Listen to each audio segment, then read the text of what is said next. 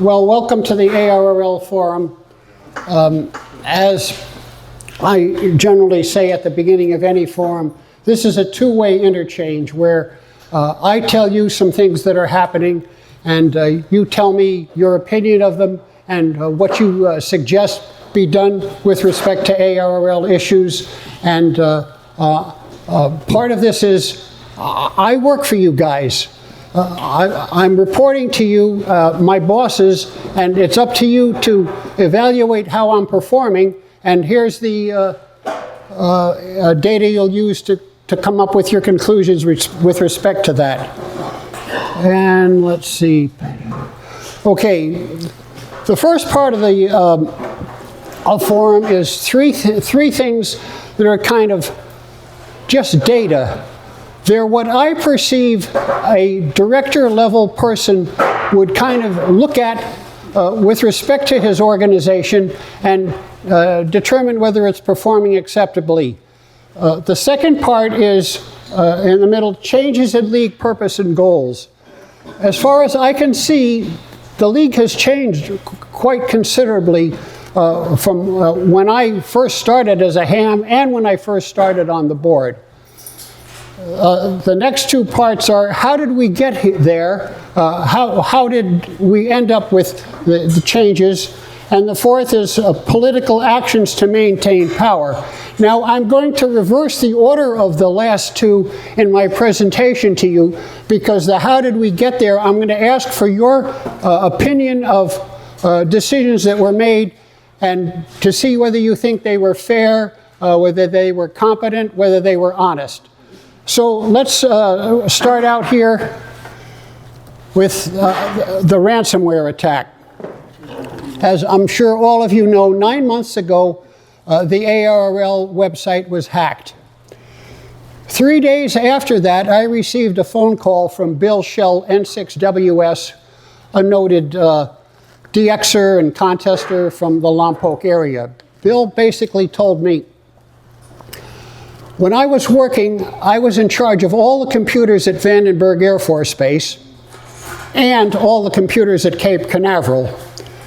And we had a rule that any time any computer went down for any reason, it was back up within 8 hours. And he said, it's been 3 days. What's wrong with you guys? Well, here it is 9 months later, and we're still down with a lot of the function of our system. So I don't know, the 9 months is to me way beyond what should have happened. I don't know how any of you feel. Does anyone want to make any comment? I agree with you. Say again? I agree with you. We have a friend that I paid money to say that I at least have someone who agrees with me. Somebody that disagrees with the stand up. Well, anyhow, what I want to point out is 9 months after the attack, I can't really explain to you where we are. I find out the same as you do that some stuff doesn't work.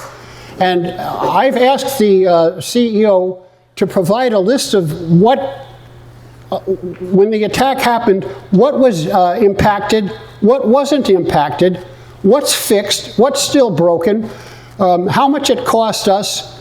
And actually at the last Administration and Finance Committee meeting about a month ago, the committee was promised that data. It's been a month. I haven't received it yet. What they did do is they threw me off the Administration and Finance Committee, so maybe it doesn't matter anymore, although not to me. So the other thing is the cost of uninsured recovery components. One thing you should understand is the league was hit with a demand for $1 million ransom, which the insurance company paid. So, and the bizarre thing about it is our insurance bill for the following year only went up by like $15,000. So that to me is sort of amazing how this insurance company can stay in business doing that. But anyway, the league, I think, got a good deal there.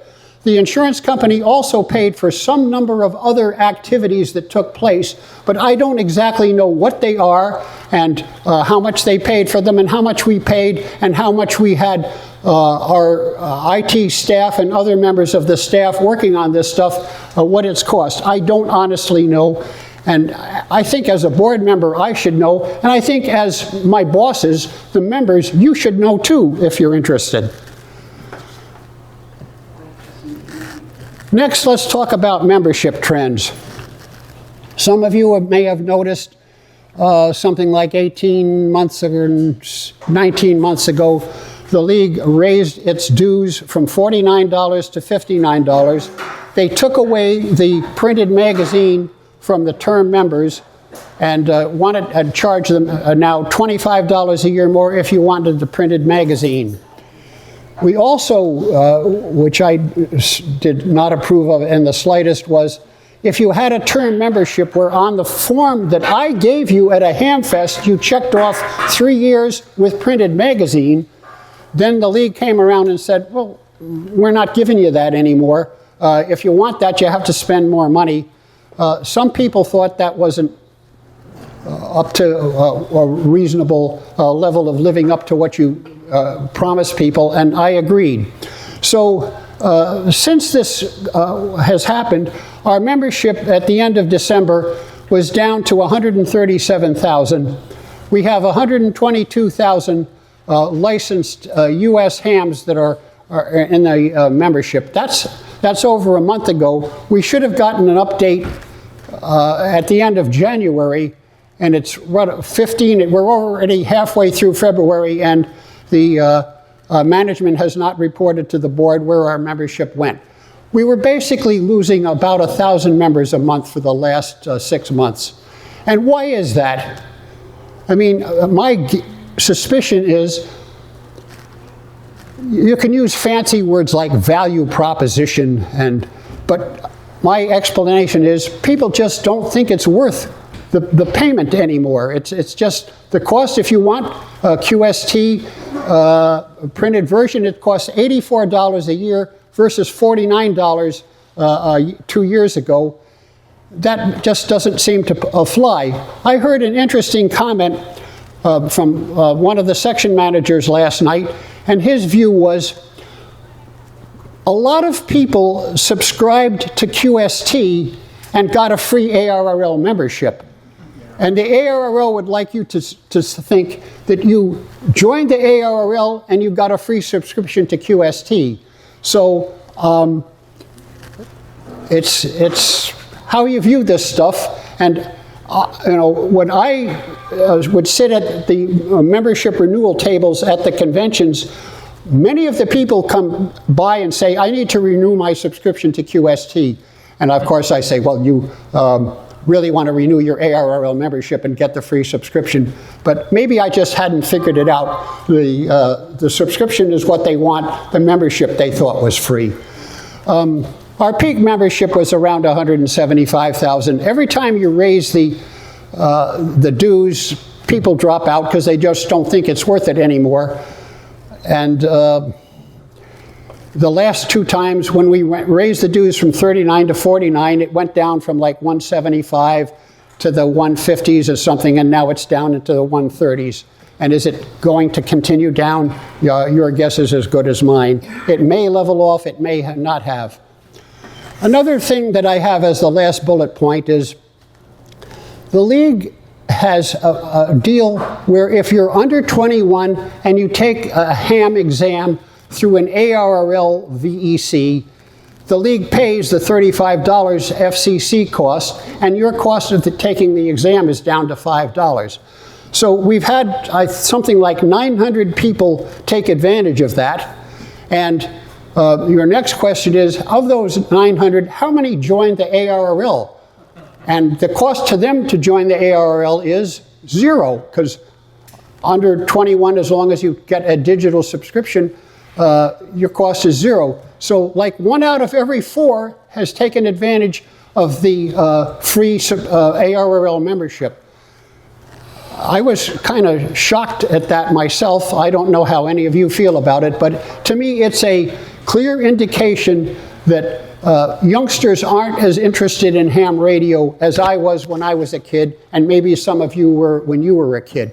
When I was 21, I had been a full member of the ARRL and paid dues, and when I started out at 13 or 14, I paid my $4 a year ARRL dues with my money from newspaper route delivery and other stuff like that, which people don't do anymore. So in those days, kids thought the ARRL was worth something. Today, I mean, I'm certain some of them do. We have kids that are interested in ham radio and are doing good stuff, but it ain't what it used to be.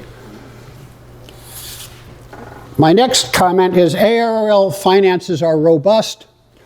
Our investment portfolio, in other words, the ARRL owns a bunch of stocks and bonds, and they're of the order of $38 million now. And at the end of 2024, our investment portfolio is at the highest level it was ever been historically, ever. Now, is that a good thing? We raised the dues, people are leaving the league, but we have a lot more money. So is it make you happy to know that your increased dues has raised the ARRL nest egg? Is that what you wanted your dues to do? No one says anything, so I don't even have my paid person to cheer me on for that one. It looks like it just turned into an investment company. Well, we have the ARRL portfolio managed by a professional investment company. They probably allegedly do better than you would if you had just bought the Standard & Poor's 500 index. I'm not certain that's the case, because what they actually do is they buy essentially money market or basket funds and things like that, but they'll have so much South American energy, African shipping companies, whatever they've decided, that there's some kind of split. And our treasurer, who has some background, says that they're worth the money we're paying them. But we do not, what we really do that isn't necessary as far as I can see is we have 65% of our money in stocks, 35% in bonds. Now, the reason for that is having bonds is less likely that those values will go down and you'll run out of money. Now, my question for you is, if instead of having $38 million of investments, we had $28 million, we lost $10 million last year, what would the ARRL do differently? Nothing. So we are in a position where it might be worth taking the risk to have essentially all our money, and we could do what Warren Buffett has suggested, just buy Standard & Poor's no-load mutual funds that map that. And actually, if we had done that over the last few years, we'd have some number of millions of dollars more than we have now. But our finances are okay. Now, notice that it says in the middle there, even though we have more money in the investment accounts of roughly $38 million, we took a net of $1 million out of that to run the league last year. So we really made like $2.5 million.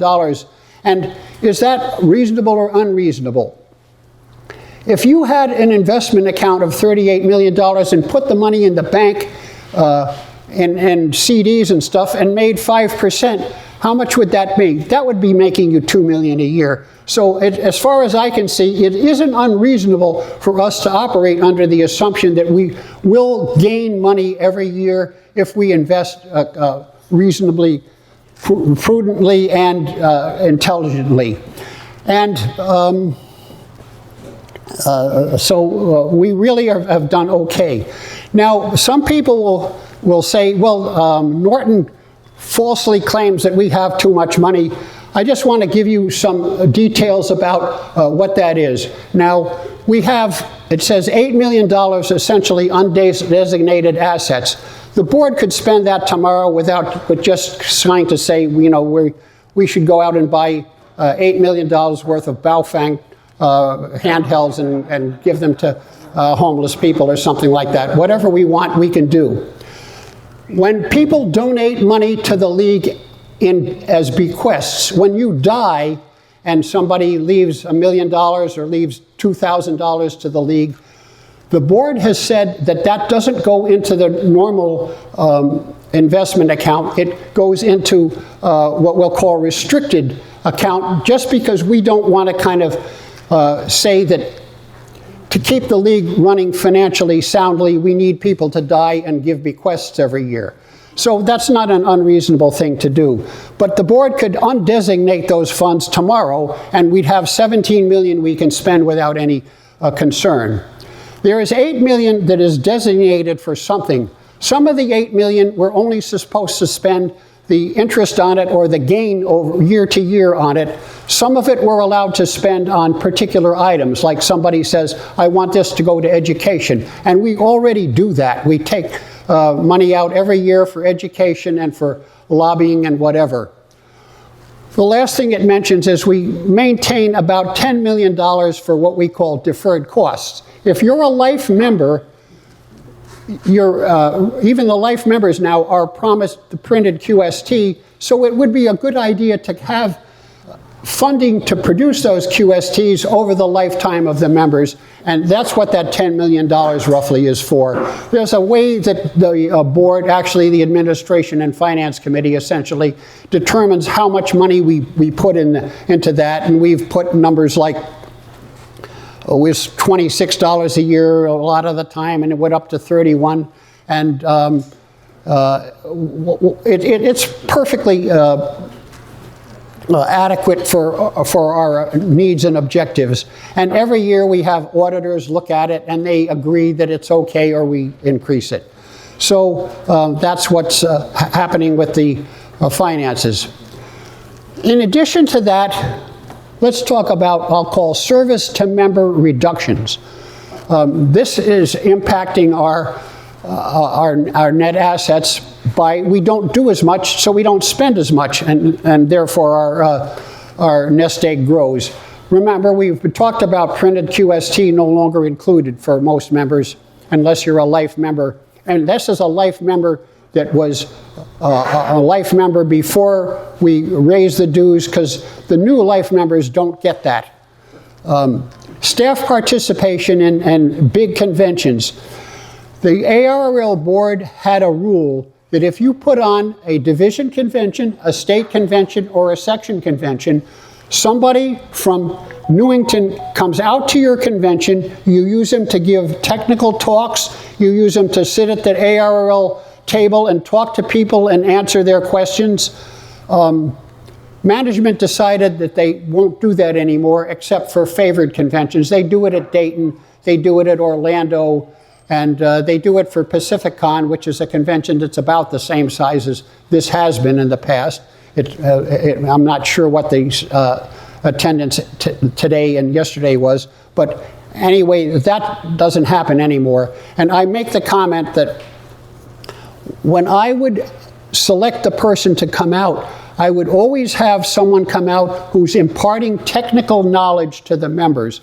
I didn't want somebody coming out and giving a pep talk that you guys should donate more money to the ARRL or something like that, or you should campaign for your division director to raise the dues so we'd have more money, like a lot of you have done. So we would have the council come out. We've had technical people a lot of the time, or people who run a department in the league who talk about what that does for you. Another thing is QSL Bureau. Most of you here are seasoned hams, and you know that some people like QSL cards. We have a program whereby you sent either money or stamps and envelopes into a central bureau, and they would send you a pack of cards every few months or something like that. And this is the last batch I got. When I used to go on expeditions, I'd get boxes of them. And I have hundreds of thousands of QSL cards. If any of you need some, come and I'll provide a few. But what used to happen was the ARRL helped the QSL bureaus in the following way. One, when you took over a QSL bureau, you got correspondence from the ARRL which basically told you, rent a medium-sized post office box, we'll reimburse you for that. And then what they also did is, most of these operations are so big, you go through two sorts. The W6s, the main cards go to the headquarters, the main W6 bureau, which now is actually NZ6Q and his wife in Central California. They sort them into the A's, the B's, the C's, the D's. They send a box every few months to the guy who does the final sort of the A's, and then he sorts them out to W6AA, K6AA, W6ABC, W6ANQ, or whatever, and mails them out. Now, the cost of sending those boxes was paid for by the ARRL. What happened is, some of the QSL bureaus ended up not having those kind of expenses, partly because maybe their QSL bureau was a club that was big enough that most of the members were coming to the radio club meeting every month, and you just hand them the QSLs without mailing them. Or maybe they had a system where they collected only money and they debited your amount of your account to account for that, or whatever it cost them. But what we have in certain cases is people took on the job thinking all I'm going to do is do the sorting and mailing. It wasn't my belief that I'd have to figure out how to handle this financially to make it financially self-sufficient. Now, I can understand that when they offered the job to people, they explained, hey, if you're going to do this job, you're also going to have to figure out how to make it, the people who use it pay for it. But to have gotten the people in as volunteers and then say, no, we're not giving you money anymore. And then one of them that I talked to recently said, well, I said, hey, you could save money by getting rid of your P.O. box and just having the mail delivered to your house. And they said, yeah, we can do that, but we printed all this stationery up. We have all the envelopes with return addresses to the P.O. box. All the foreign QSL bureaus send the information here. So it's a little more cumbersome to change than you might think. So that's a reason why the amount of money we save is something of the order of $15,000 a year, maybe. Now, what I've said before is, bizarrely, one of my main contributions to the January meeting, which we just finished, was I basically talked staff into funding the QSL bureaus for last year. So in 2024, those expenses should get taken care of. I didn't talk them into funding it for 2025, so some of those guys are still stuck and they don't know what's going to happen. I might try in July to talk them into funding it. To me, keeping the QSL bureaus going is something that makes some people happy. It makes ham radio more interesting to others. When you can come and show your friend, here's a QSL card from JY1. This is King Hussein of Jordan. That kind of sends a message that ham radio is interesting. If you tell them, come to my computer and look on line 17 where it says JY1 and it says confirmed on 40 meters, you know what that means. Well, it isn't quite the same. Let's talk about the last thing here I've mentioned, and it pertains to Arizona in particular. Arizona is a very big state, and it has a lot of ham fests. It has like more than one a month. And the section manager, Rick Paquette, actually goes to essentially all of them. So, and his section budget does not cover his cost of going to them because there's too many of them. In like San Diego, we have one. Orange, I don't think. Well, now it has the Big Bear Ham Fest, so it's got one. And LA has the TRW swap meet every month, and the section manager, Diana Feinberg, lives about 8 miles away, and she goes a reasonable amount of time, but it's a small amount of commuting, and she doesn't have a motel expense to put up with. But what we had in the past was if a section manager overran his budget by something, he sent a communication into the headquarters and said, hey, I've overrun by $400, please figure out a way to reimburse me. And they essentially all did because a lot of the other section managers underrun, and overall the amount budgeted for the section manager operations could handle that. This year they changed it, and they don't even respond to say no, they just don't respond. So the service to members reduction to me is impacting what goes on with respect to costs. Onward. Organization structure. Recently, if you had gone to the ARRL website and asked about the organization structure, you would have seen these exact words. ARRL is a representative democracy. Its members control its policies through the power of the ballot. Now, that's not there anymore. Now, I went to the board meeting, I think it was at the Administration and Finance Committee meeting, and I said, what happened to the statement about representative democracy? And I was told essentially, well, the lawyers told us to get rid of it because it doesn't apply. We're a corporation. Oh, okay. Now, I'm going to ask the group here, QRZ.com is a sole proprietorship. It exists because one guy, Fred Lloyd, basically had this idea. He runs a very tight ship. He has actually paid employees, and a lot of us donate money to QRZ.com, even though it's owned by some guy. It's not a nonprofit corporation like the ARRL is. So I don't think the members necessarily used to worry about whether the ARRL was a nonprofit organization or a corporation or what it was. But anyhow, it used to be a representative democracy. I thought it still was. But I guess no more.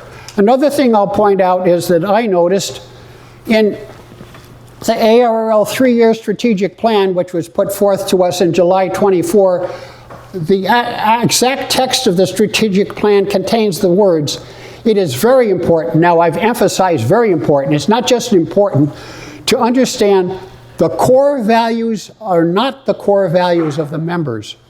The core values of the league are not the core values of the members, and that's important, not just incidental. And these are the core values of the organization they have chosen to be members of. These are the values that can count on, they can count on from ARRL as their association. So to me, the last two charts have, at least to me, made a change in the view of ARRL, what it is. And to me, there's a new focus.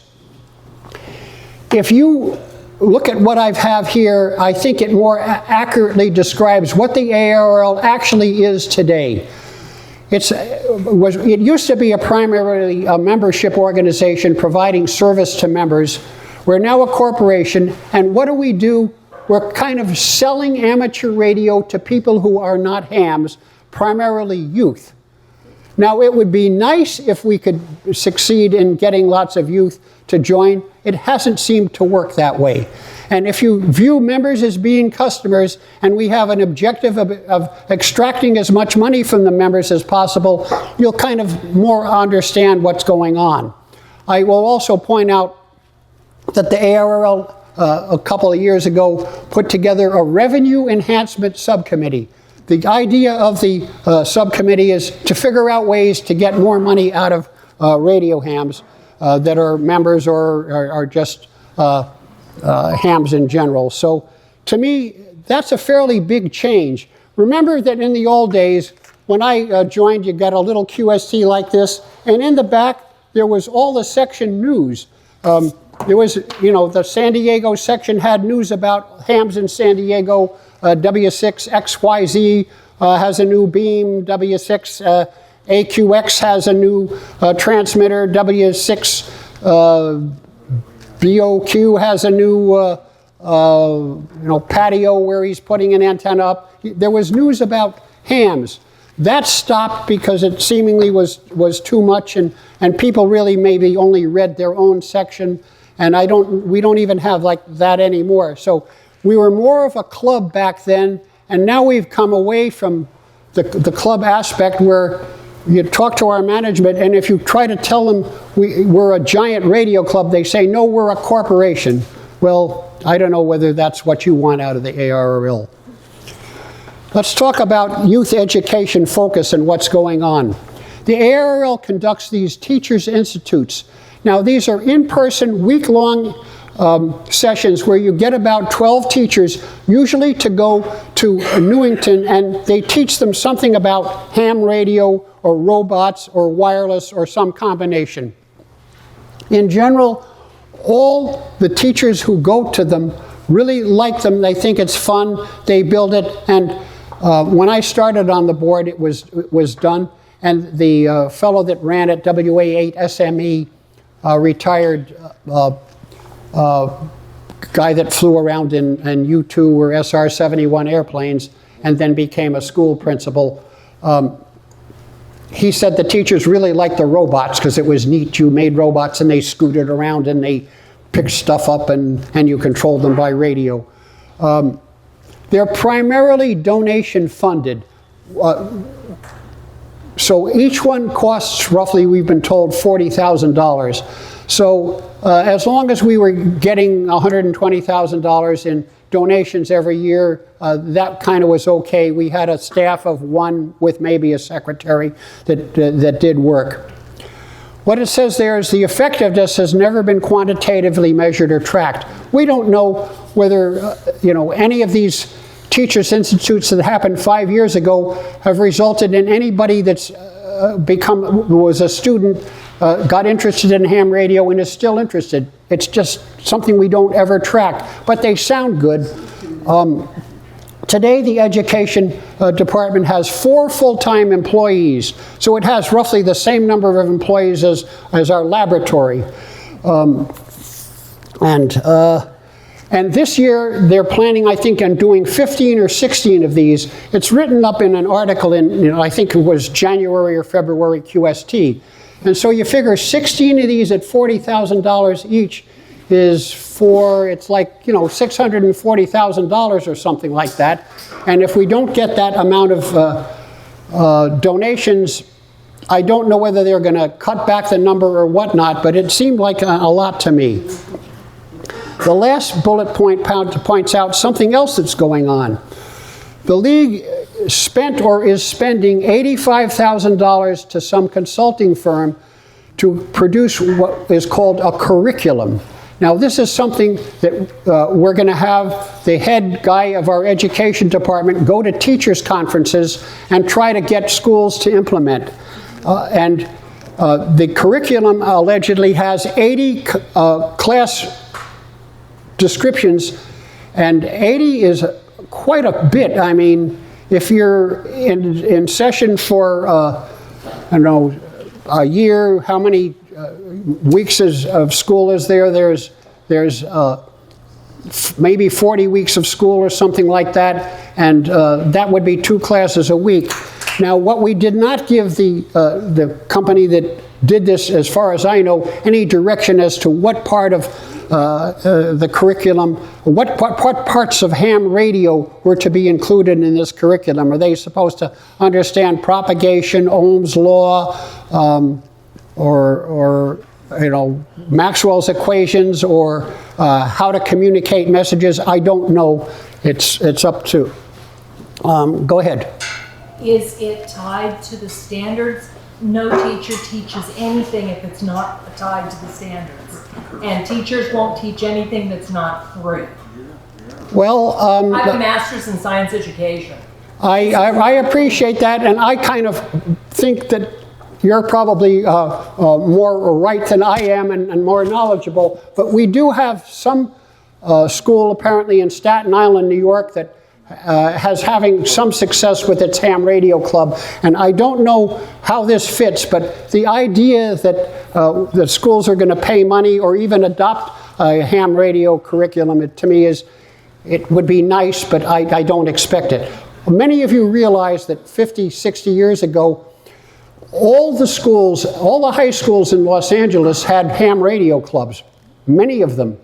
And why was the schools taught electric lab, or electric shop is the word they use. You had wood shop, you had metal shop, and then you had electric shop. A lot of the electric shop teachers were hams, and so they'd have a ham radio club, and there'd be an antenna on the roof, and people got interested. Were any of you licensed that way? One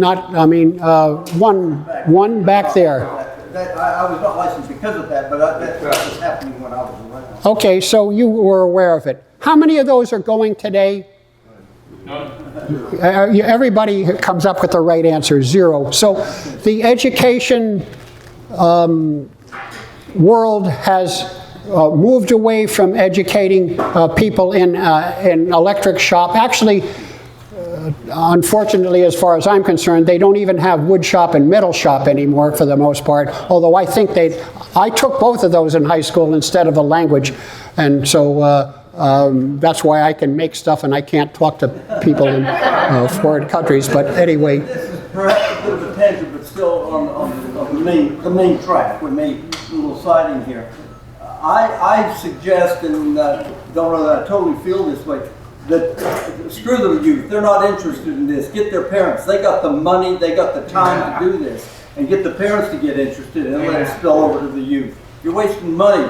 Well, we had somebody here say that it would be more successful if we were selling ham radio to adults, which most of you have noticed that if you have new members of your radio club, you can't tell who they are by looking at how old they seem to be, because they're the same age as you are, and somehow or other they're interested in ham radio. Old retired people. I mean guys that have their kid in grade school, high school. Well, it would be nice if we could get people who have young kids interested.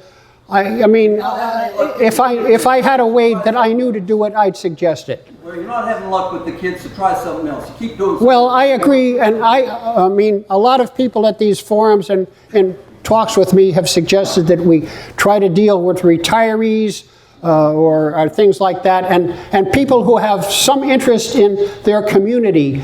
Disaster communications is very popular. It's what's bringing lots of people into ham radio, and they're not really interested in Ohm's law or Maxwell's equations as much as we might like, but they want to know how to talk to people and report on fires and what we should do. Did someone have a comment here? Yeah, regarding ham radio in schools, ham radio in the classroom, has anybody ever given any thought to the process that even a teacher that is well-intentioned to try to even so much as put up the minimal amount of antenna in the classroom, especially in California? It's a living nightmare, believe me. I have worked with a couple of teachers, and it's a no-go situation. You got to go through all kinds of levels of review, construction, permitting processes, and people don't even know how to do this process. So trying to get a station in a school is almost impossible in California. Most of you have heard that it's very difficult to put a station in a high school.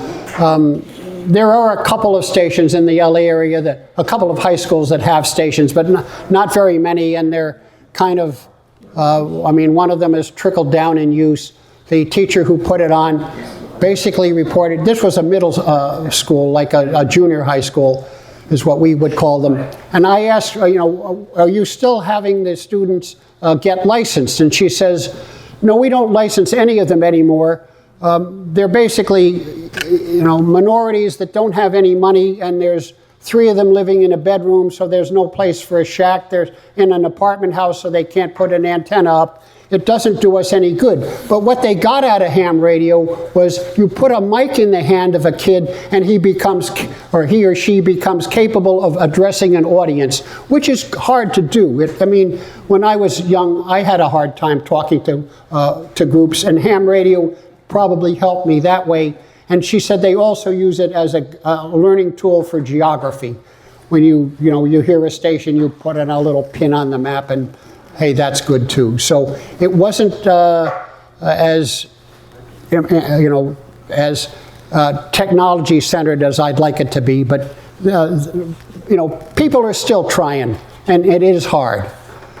ARRL board meeting activity. I've grouped the board activities into two kind of things that are going on lately. And the first one is I'm going to talk about actions or motions that we do that will benefit hams, get people more active, do something like that. And I have three things listed here. A guide for the silent key equipment disposal.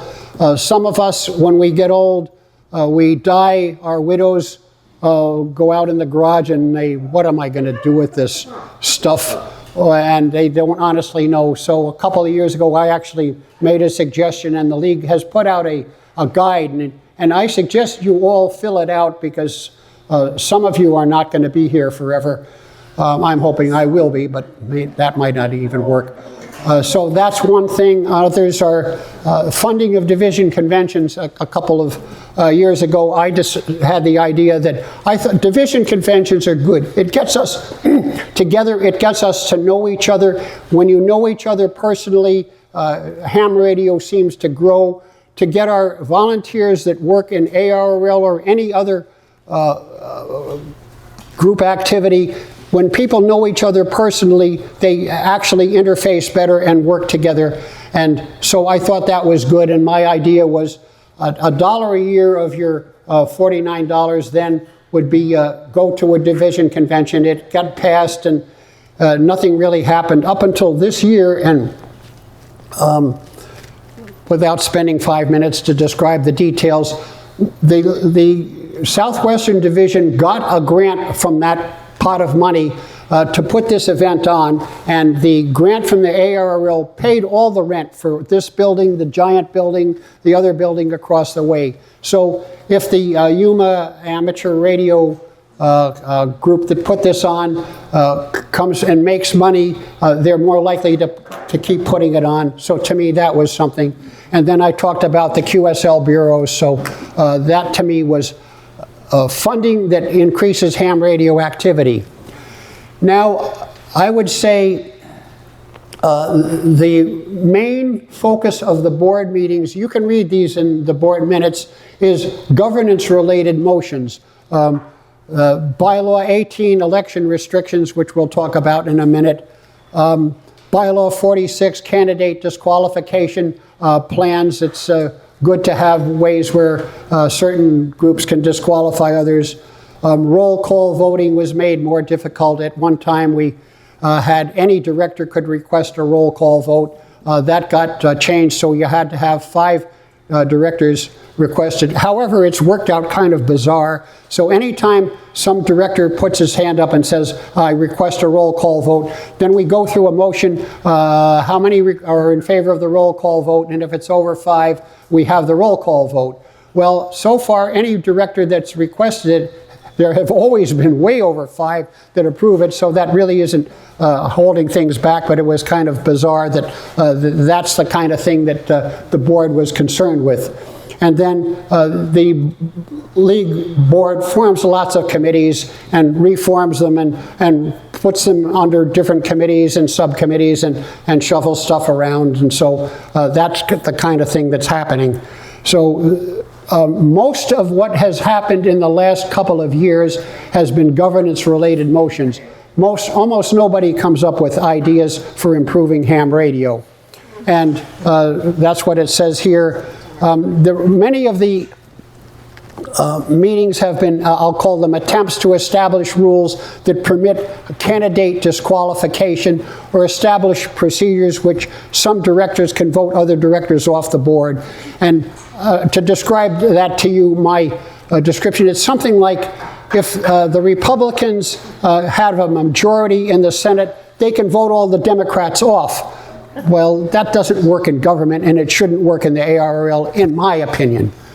And one of the interesting things that I'll say here is, in a communication to a member, which was essentially public, our former president, now international vice president, said to, basically that one of the good reasons for passing this particular motion, which I just did not agree with, was so that we can spend additional time on more important matters such as growing the organization and making sure the league is there for amateur radio.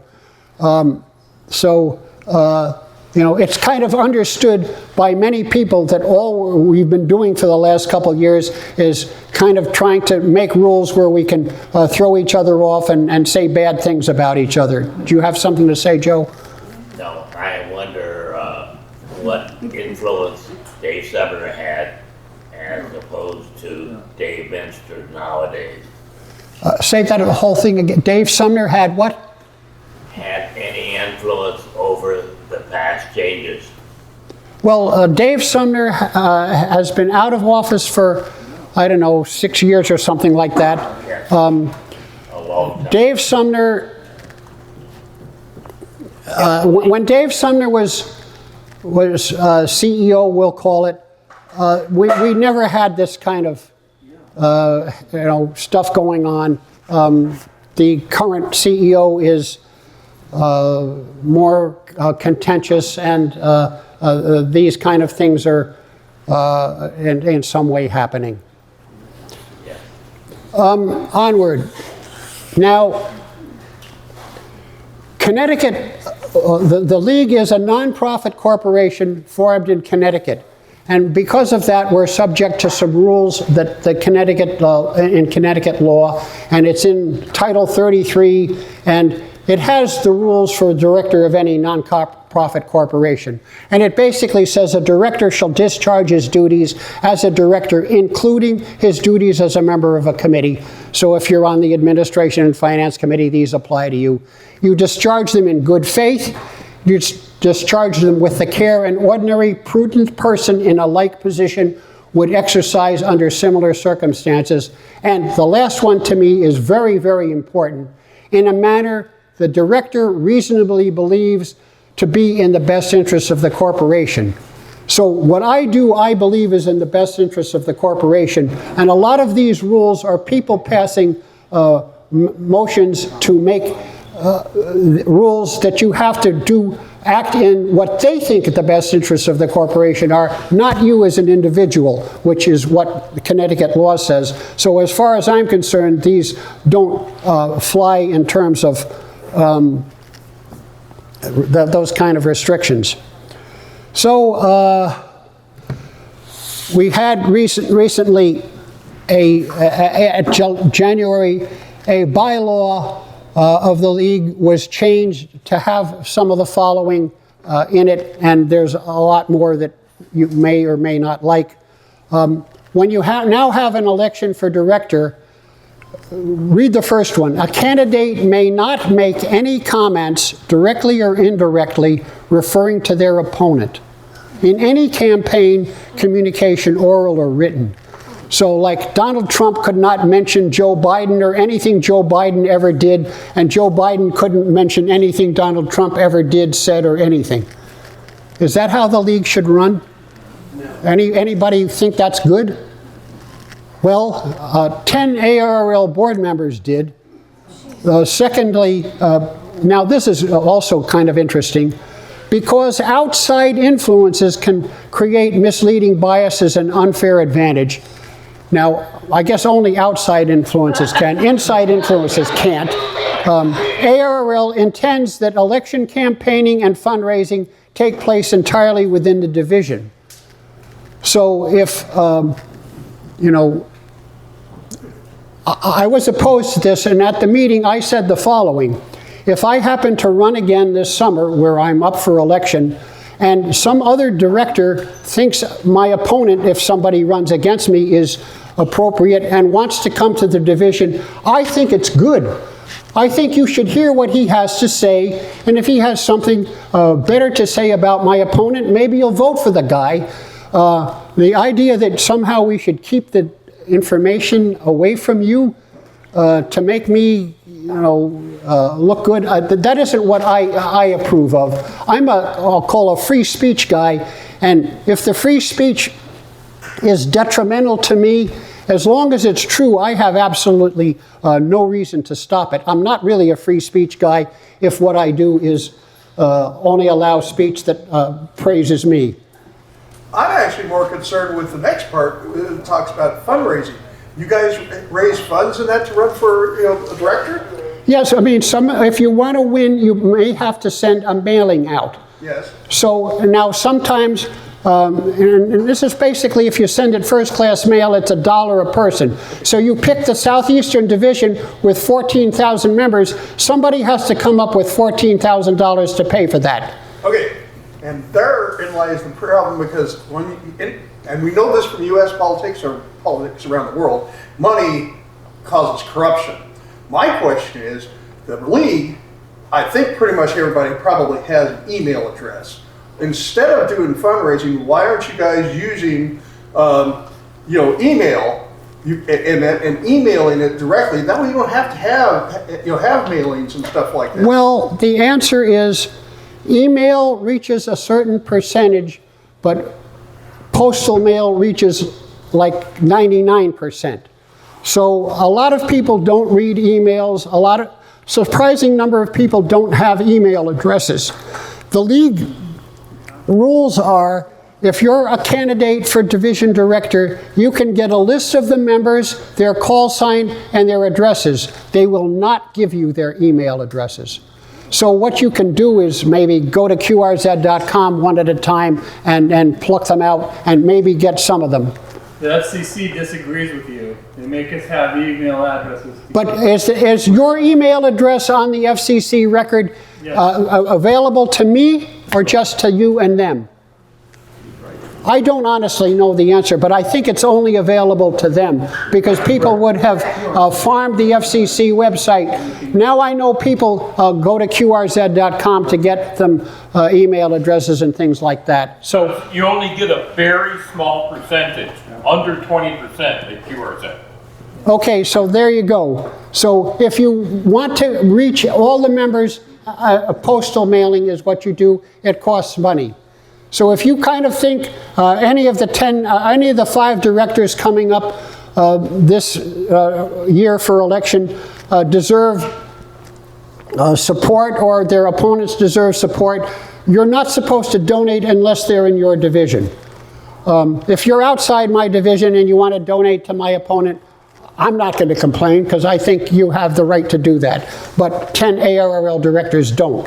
And do any of you think the reason they put these laws in or rules in is to maintain their position on the board? Oh, yeah. You really think that? Absolutely. Anyhow, so that's some of them. Now here's another one. This regards directors themselves. Except as acting as a member of the Ethics and Elections Committee, no ARRL board member may be involved in an election outside their own division. This includes providing financial support, providing testimonials, campaigning for candidates, and actively engaging and supporting potential candidates.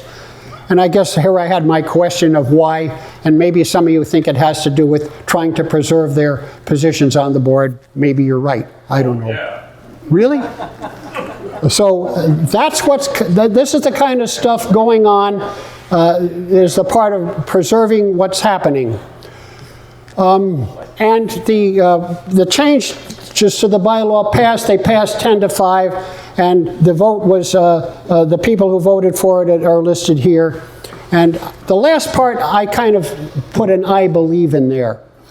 We earlier talked about motions and suggestions that benefited ham radio versus some that had to do with government. It's my honest belief that of the 10 who voted for this, not one of them has ever come up with an idea that benefits ham radio in itself. Now, we have done some things that benefit it, like we have a club grant program, but that was made forth by ARRDC, who provided the money for it. So some things get done, but I don't know whether passing bylaw 18 has any benefit to ham radio, unless you think the guys in there deserve to be in there, and we should take whatever happens. So that's kind of a bizarre aside. But I also can say that I'm certain all the new members have never done this, but there's been a couple of guys on there for over 10 years, and I'm not certain that back 12 years ago, one of them didn't have some idea, but I don't honestly think so. Now, what is the Elections and Ethics Committee? And we're going to talk about what happened this particular year, in the last year in the elections. And the committee is composed of 3 board members. Every year the president appoints 3 people on the committee. And because 10 members of the board are not up for election. You can't be on the committee and be running for election and make decisions that relate to yourself. So that's reasonable. And as far as I can see, in recent years, the committee has been used in attempts to harass directors and even attempts to remove some of them from the board. We could spend a lot of time on that. We've talked about that in past forums. In last year, the committee consisted of N4MB, the Southeastern Director, K0RM, the Rocky Mountain, and NASY, the Great Lakes Director. They disqualified candidates in 3 of the 5 contested elections. 3 out of the 5, and openly acted to favor the incumbent in the 4th. And we're going to go over some of that, but I'll just talk about the 5th one as an interesting situation. In that case, the Central Division, there was a very popular director who everyone assumed was going to run, and I think basically told people he was going to run. And then he didn't run, and he only told his favored candidate that he wasn't going to run. So that guy did run and got elected unopposed, got to the position. And afterwards, I received communication from somebody who said, I was sort of robbed, because if I'd known that Carl wasn't going to run, I'd have run against the guy. So, that's what's happened in the 5 elections last year. So let's go over some of that. Now, what we're going to do here is, in somewhat detail, talk about the disqualification in the Northwestern Division, which is Alaska, Washington, Oregon, Idaho, Montana. The committee disqualified this fellow, K7REX, Dan Marler. He still is the section manager. And what happened, we're going to go over in detail. And I'm going to ask you to pay attention and tell me whether you think the disqualification was fair, competently performed, and honest. So Dan Marler sent an email to a group of members that outlined his views, and we'll see exactly what he said. And then in the end, this fellow, Scott Yonley, was a member of the committee, and he demanded that K7REX retract, whatever retract means, which he identified as inaccurate claims that violated the standard of truth. So these claims have to be violating the standard of truth, and you have to know what retract means, and we'll see whether you guys can figure it out. So there's 5 of these claims that were brought up as violating the standard of truth, and we're going to go through all of them, and we're going to talk about 2 of them specifically. And Dan Marler said in these exact words, nothing changed: if you are concerned about historically high personnel turnover in headquarters, where over 50 league employees have left since the arrival of the present CEO, your views align with mine. Now, I'll guarantee you over 50 employees left in that time, but we're not going to cover that in great detail. The second one is, if you are concerned that an annual salary of $350,000 plus benefits a year for the ARRL CEO is substantially above what is warranted, your views align with mine. So he has an idea of what he thinks the CEO should be paid. Those numbers are higher than that. If you think there's no need for the league to sell antennas competing with its advertisers, your views align with mine. So now, are those misleading or anything? Let's go to the last 2. If you feel that not having an information technology manager for the majority of the present CEO's terms is unacceptable and may, I'll emphasize that, have contributed to the ransomware attack damage, your views align with mine. And finally, if you feel that keeping any league financial information from ARRL directors is unacceptable, your views align with mine. And if you've been to any of these forums that I've given over the past few years, you'll know that there are a number of things that I've asked for that I haven't got. So those are the 5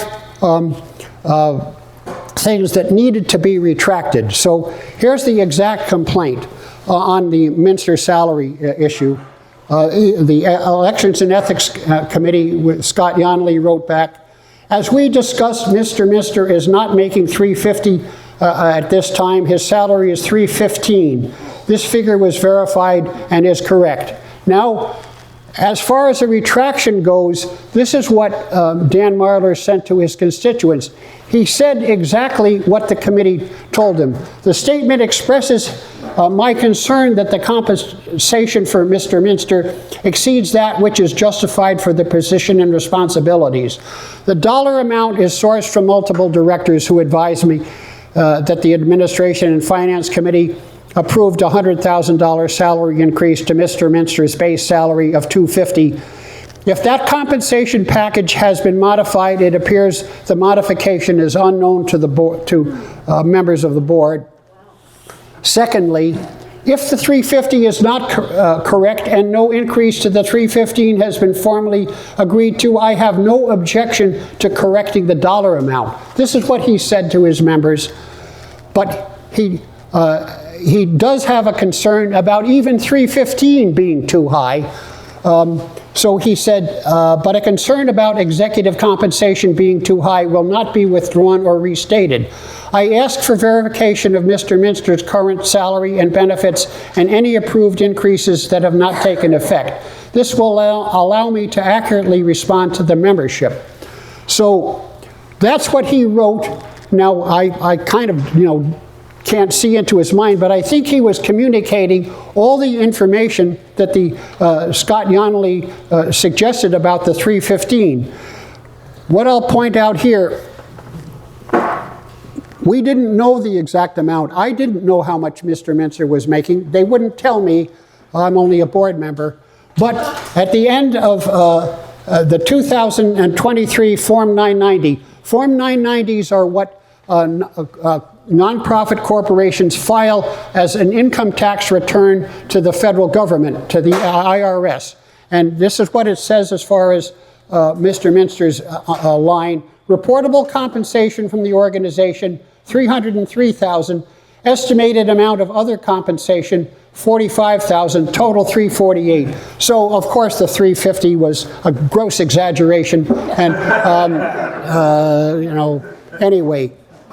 So that's the Minster salary, and if you want, what you can do is go to Google. You can even talk into Google Assistant and say, okay, Google, tell me the average or median salary of CEOs of nonprofit organizations in the Hartford area with 75 or so employees, and see what they come back. You'll come up with numbers half of what this is. Onward to the next issue was the antenna issue. Yes, sir. Quick question on that as far as the compensation. When Mr. Minster signed on, he had a contract, correct? Yes. Did the contract explicitly say that he was authorized to get that if... Well, I might have gone over this in past years. He was happy to get the job at the amount he agreed to, which was around $200,000 or a little bit more. I can't exactly remember. A salary survey was taken of ARRL employees, and it was put together by some kind of consultant. And the executive summary of the salary survey was, well, everybody's about okay, except Mr. Minster is underpaid by $100,000 a year. And with what I call 17 seconds of due diligence, the committee voted a $100,000 raise for Mr. Minster. I voted against it, but it passed otherwise, and it was given to him 50 and 50. So, I mean, the committee voted to give him this money. But what I will point out that from 2022 to 2023, his reported salary on the 990s did not go up by $50,000. It went up, I don't remember whether it was 20, but the total compensation went up by 50. So I had some suspicion that some kind of the portion of the salary might have been changed to a deferred salary. Do I have proof? No, I don't have the information. So what happened to DX Engineering? Never mind. Oh, DX, okay, so they got a commercial in free. Anyway, that's kind of, the salary he was getting in some way had been approved by some group of the majority of directors. But you guys weren't invited to know the information. Well, I'll point out one other thing is, about a month or so after this was going through my head, I said, you know, this seems like an incredible amount of money for this job. And so I asked the head of the Administration and Finance Committee, please tell me the names and positions of the CEOs of comparable organizations in the Hartford area that were used for the study. And what I think I've told this or other groups before is, I got back the answer was, well, there really weren't any, but we looked at what his responsibilities are and we decided that that's what he should be paid. Oh, and by the way, the consultant that put the study on was out of business. That's not a joke, that's real. Let's go on to the antenna issue. Now, the Ethics and Elections Committee complaint was, this is their words, as we discussed, we are selling kits to encourage folks to get back into building again. These kits are being used for our STEM projects for students and teachers as well. As advertisers do not have issues with us doing this, therefore there is no competition. Now I'd like to point out, this is February QST. Here is a full-page ad for something that the league sells. It's a Momo beam antenna. It works on 6 meters and 10 meters. And it's sold for $299.95 plus taxes and shipping. You go 2 pages on, and here's another Momo beam ad by Ham Radio Outlet, where they're not selling that exact antenna, but they're selling other Momo beam antennas. Now, have, as far as I know, any of the manufacturers submitted a formal complaint to the board about the league selling these antennas? No, but I've talked to them and they're not happy with it. When they have an antenna which does exactly the same thing and they're competing with somebody that they're advertising in, it hasn't really been a great success to improve the league's image. So, Excuse me, can we have one conversation at a time, like the guy who's leading it, please? Thank you. okay, thanks, fellas. And so, Dan Marler's response to this was, my statement accurately reflects my concern that the ARRL, financially dependent on advertising revenue, has or may have erred by choosing to sell amateur radio equipment similar to that offered by ARRL's advertisers. All antennas require some assembly, so attempting to differentiate the league's offering by characterizing it as a kit is disingenuous.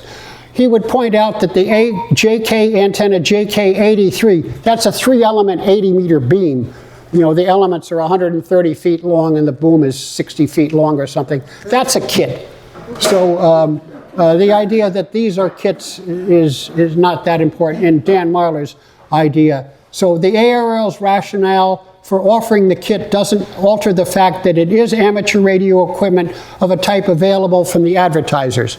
And further, he says, the fact that none of the advertisers have publicly or even privately probably objected doesn't alter the fact that it's selling a product, an antenna that's offered by multiple ARRL advertisers. It's competition whether anyone complains or not. As there are neither inaccuracies nor anything false in the statement, my answer should settle the concern, but members should decide. Now, is when Dan Marler was ordered to retract the statement, something happened here. Boy, the statement got retracted, I guess. Maybe we can have our consultant here. He's still in business. Page 404, man. Okay, let's back up from there. Whoops, what happened? That's a blank slide. Oh, okay, all right. Now, You can see what's coming up. okay, I know that, but I want to go back about 5 more. Okay, I was pressing the wrong back. So, okay, now when Dan Marler gets ordered to retract a statement that he doesn't think the ARRL should sell antennas, what does retraction mean? Does he have to say, I've changed my mind, I now agree that the ARRL should sell antennas? I don't know. What does retracting a statement that he doesn't believe in selling antennas actually mean? So, anyhow, in about less than a day after the Ethics and Elections Committee received Dan Marler's correspondence, they disqualified him. So, I guess, and what they didn't do was say, hey, we'd like to talk more. What we want you to do exactly is this. What retract means is this. They didn't. They just said you're disqualified. So I'd like you as a group of kind of a court of appeals to tell me, do you think the K7 REX disqualification was warranted? And the answer is either absolutely, maybe, or not at all. So how many believe it was absolutely disqualified? He should have absolutely been disqualified. And we get nobody. How many believe maybe it was bad enough that he should be disqualified? How many believe that he should not have been disqualified? The entire room. That's pretty interesting. Let's go on to the next question. Was the performance of the Ethics and Elections Committee either competent and professional, satisfactory, you know, they didn't do things perfectly, but it's pretty good, a little bit below expectations, or was it incompetent? So how many think the performance was competent and professional? We have one? Okay, we have one. How many thought that the NASY was satisfactory? 0 more. How many below expectations? 3, 4. How many incompetent? A whole mess. I don't know, 20 or something. Then you forgot to add the other one, which is bought off. Say that again? Forgot to add the other one, which is bought off. I think there's some real. I don't know what you mean by blow it off. Paid for. Yeah. Corrupt. Tried. I still don't hear you. Well, there's one more question. Coerced. Was the E&E committee action what I'll call honest and above reproach? Was it acceptable? Was it possibly a little biased? Or was it clearly dishonest? And so let's ask, how many think it was completely honest and above reproach? 0. How many think it was acceptable? 0. How many think it was possibly biased? 3. How many think it was clearly dishonest? 20-something. So there we are. And your question is, should Dan Marler do anything? Does anybody have any suggestions? Should just The league. well, he should sue the league, you think? That would hurt. Run again. Well, if he, runs again, For 3 years. it's 3 years later. So anyhow, the end result of all this is this year the president appointed a new Ethics and Elections Committee. Yeah. So now the guy that you just had some comment on is not only on the committee, he's the chairman. And so there's three guys on there. So Scott Yonley will be the Ethics and Elections Chair. And if any of you want to file a complaint against me if I happen to run again, you'll have the confidence of knowing that it'll possibly be done with the same level of competence and honesty as was done last year. And go ahead. Direct question. Can you go back one? Because Yeah. the president there, one more forward. President Roderick, is you K5 you are? Yes. Now, does he seem to be a decent, honest person? Understand, we're out here in Arizona. Well, I'm not going to tell you what I think about him as in terms of honesty. That's not what I'm not going to. I'm not necessarily asking you. I'm asking other people that may actually know him. See, we're out here in Arizona. We don't know this individual. I don't know him. I've only been, back with my license for like 7 years, so I don't know this person. Is this person possibly a vector for a lot of these problems along with Minster? That's my question. Well, I would say he is 100% in agreement with all these Minster things. But remember, 10 members of the ARRL board vote for all this stuff. So do I understand why? To me, when I get a reaction out of you and the same reaction out of Quartzsite a couple of weeks ago, and a couple more conventions coming up, historically they'll feel the same. I don't know why these guys do. What I can say is I think David Minster has very effectively gotten people behind him. I mean, I don't know that he's up to the level of Jim Jones and Jonestown, but and if the feeling here is so overwhelmingly against what's going on, how does the rest of the board feel this way? Well, I will say they have what we've talked about before, we call the shadow board. These 10 members meet with Mr. Minster on the internet or on Zoom calls roughly every couple of weeks or something like that. But what did they call themselves? Do they call themselves the shadow board? No, they're the leadership council. You're a new director, you want to be on the leadership council? You just said something in that which maybe the solution to all of this or cause some more problems. Under Connecticut law, because that's what this corporation is formed under, in Arizona, if they did that, it's a violation of open meetings laws, which is a felony. Well, wait a minute. The open meeting laws apply in Connecticut to government. In California, they apply to government. If you have a private thing, I don't believe that anyone has come up with that. I understand where you're coming from, and we've discussed it. To me, the ethics are the same. To me, the ARRL is more like a little mini government of the members than it is a corporation.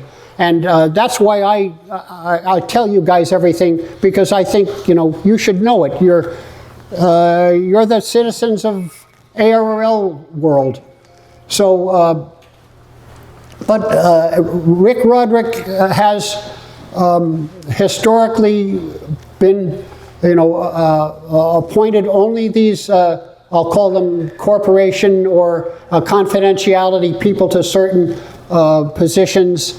I've been on the board, this is my 21st year. You know how many times he's had me on the Ethics and Elections Committee? 0. The same as you guys have been on, 0. So anyway. So there's no requirement that each member gets? There's no requirement. The president has absolute ability to put whoever he wants on and whatever committee he wants. And you guys are, does anyone else think that this was a good committee from what you heard today? The heads are going back and forth as no. Let's take a couple minutes. We still have a few more minutes. Does anyone have any other comments, questions, suggestions, criticisms? I'm not a ham operator, I'm a wife, but I want to know, after hearing all this information, why should my husband be a member of ARRL? That's a decision for him to make. No, I'm asking you. Well, what I perceive my job is to do is tell you what goes on, tell you what I'm trying to accomplish, which you can sort of see. I try to make the league better. Maybe, are you implying that he is not in favor of all this stuff? But he has you as you're his mouthpiece. I understand. The thing is, if he remains a member of the ARRL, he gets to vote, and votes are how to change it. But remember I pointed out that the league is losing 1,000 members a month. So if he happens to not be happy, he's not the only one. I wish he were happy. I want him to be happy. I want the league to do good for him and everybody with ham radio. Has anything this last year been good? Just anything. Has anything in this last year been good, or has it, in your opinion, all been bad? Well, I mean, I'll say that having funding for this convention to happen, I think was a good thing. I think, you know, that money is reasonably well spent. That's a small item. That I got the QSL Bureau to get another, you know, $2,000 reimbursed of their funds was okay. Those are small potatoes. These other things are important enough that I should relate them to you, and you guys should you know, give me your opinion and tell me what I should do. I work for, not you apparently, but I work for that guy on your right. Given the fact that you and the 5 other board members are in the minority against 10, do I have that right? 5 to 10? Yes, you're correct. Given that situation, is there any hope that the organization will change anytime soon? Well, my suspicion is, had the 3 elections that were disqualified happened, the split would be opposite. We certainly would not have passed Article 18. So there isn't, I mean, you still have to get 8 to 7, so you have to change 3 seats. Now, there's only 2 seats in the confidentiality party that are up for election this year. So even if both of them change and none of the other guys change their votes, nothing's going to happen totally this year. The following year, I mean, more can possibly happen. But again, with this stuff of disqualifying people where the vote here is overwhelmingly and not in favor of that, it doesn't look really promising for the next year or so. Okay. Anything else? Yes, Bill. I'd like to address the lady's question about whether her husband should remain a member. Despite all this, as they said when I lived in England, controversy, the reality is that the ARRL still does a lot of good. One, I agree with Dick in questioning many of the management decisions and approaches, especially the one where it was removed from the website that it's a representative democracy. Because as a member, a long-time and lifetime member, and as a section manager, I believe it is a democracy.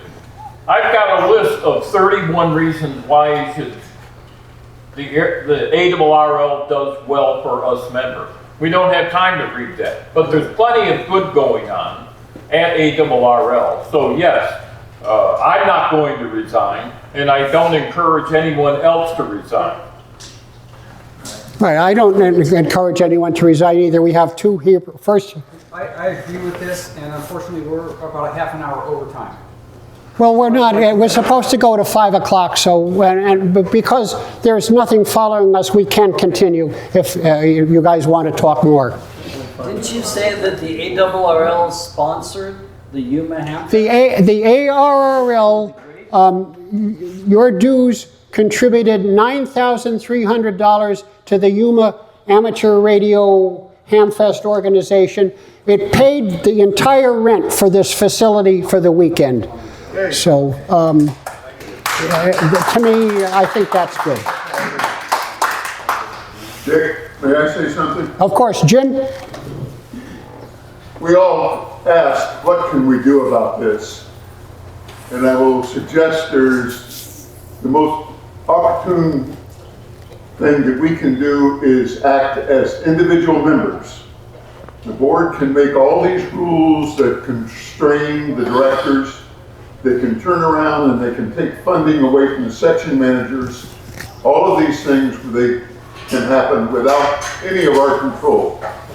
We proved, and you helped me, Dick, 5 years ago, when the last major board set of elections were going on, we proved that by creating a national campaign, not restricted to the individual directors, that by talking on the air and making sure that everybody we talked to, wherever they were in the nation, were aware of what their directors were doing and what was happening in the league, that we changed that election. We picked up, what did we pick up? Two open seats at the time. We did not get enough to be able to get control of the board, but the simple fact of the matter is the national effort made a difference. There were a large number of amateurs who went out and campaigned through their websites and through the email to say, hey, do you realize that your director is screwing up this hobby? And we had a significant effect. And I think in the long term, when you ask the question, what can we do? You can be active. You can be proactive.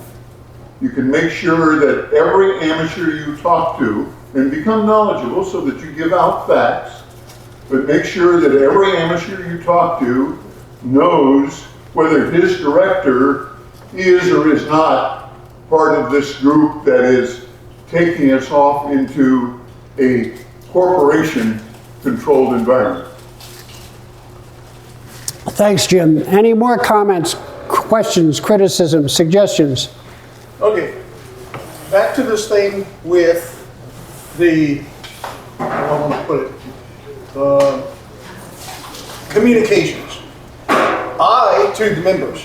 I've been a member now of the league for almost 7 years.